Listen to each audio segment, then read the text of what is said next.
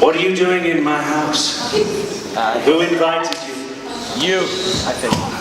I have a story to tell you about this school. Benenden is a school with a lot of history. Many pupils have eaten barbecues in the Rose Garden over the last 300 years. Many girls have played volleyball on the volleyball courts, and lots of schnitzel has been eaten in the dining room. If you listen closely, you can still hear the echoes of happiness and of laughter outside the buildings at night, and the crunch of footprints on the gravel in front of the main house. Do you know the one I mean?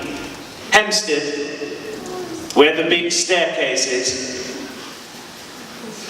Sadly, there are not only happy ghosts here at Benenden. I'm here to tell you the story of someone who lived in the main house a long, long time ago. Hers is not a happy story. I hope it's okay to tell you the story. Is it okay? Yeah. I don't want her to know that we're talking about her in case she comes to visit us. Tonight, let me tell you the story of Kitty Fisher. Sometimes you can still hear her scream. Today is a very special day in Benenden. This is the anniversary of the death of Kitty Fisher. Something terrible happened here 300 years ago. Kitty Fisher was a girl who lived in Benenden village. She was a girl about your age. She went to school in the village and was a really good student and a happy child. And everybody liked her. She was a great tennis player. She behaved perfectly on excursions. And she was an excellent dancer.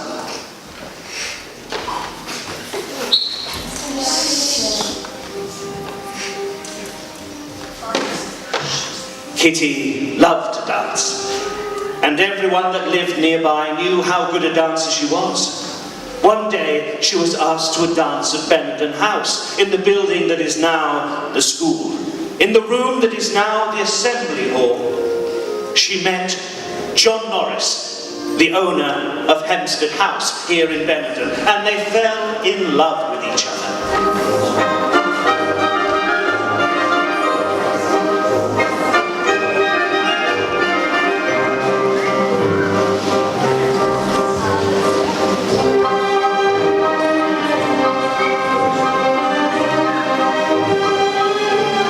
Just a few months afterwards, they were married in the village church.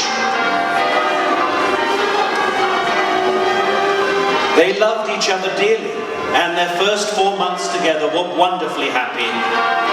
Suddenly, and for no reason, something changed. Before, John had been a cheerful person, full of laughter and joy.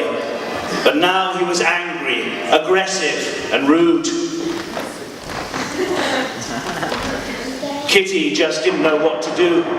She tried everything to cheer her husband up, but nothing seemed to help. Kitty tried hard to make her husband laugh, but nothing worked.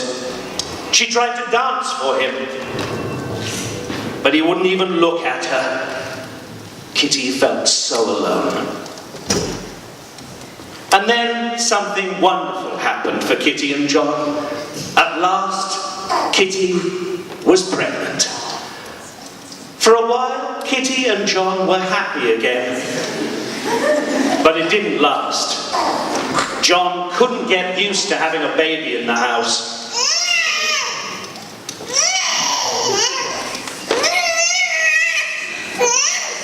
John tried to escape the noise and began to stay out all night. Kitty was left alone with the baby, and the baby just wouldn't stop crying. Kitty was so tired, so lonely and so sad. She couldn't sleep properly. She was worried about her husband, and the baby kept crying, on and on. Then, one dark and stormy night, something terrible happened about 9 o'clock. The baby was scared by the sound of the wind and the storm, and wouldn't stop crying.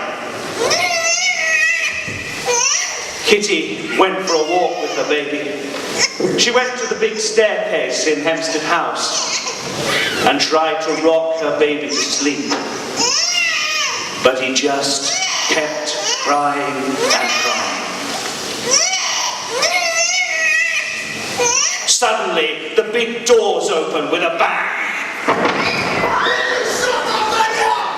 John Norris thundered into the room. I've had enough of it! John, stop it! It's just scared of the storm. I can't sleep! I can't do anything! What are you doing? There was a moment of total silence. The only sounds to be heard were the raging storm outside and the sound of the rain on the roof of the building. Kitty sank slowly to her knees at the top of the stairs. She was white in the face and shaking all over. Her hands were trembling. She couldn't believe what had just happened. Then John broke the silence. You killed my son! You killed my firstborn son! I'll kill you! I'm gonna kill you!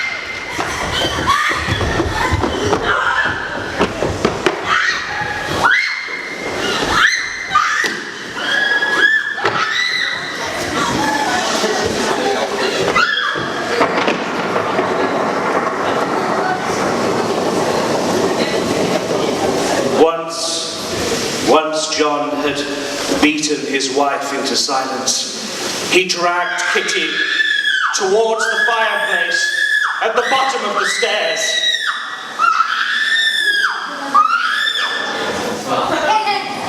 When she woke up, it was dark everywhere, and she didn't know where she was. Then she touched the walls that were on every side of her, and suddenly she knew. Her evil husband had walled her up into the fireplace. Kitty screamed for days, begging for help. Nobody came to help. She died there 4 days later. Sometimes, ladies and gentlemen, you can still hear her scream.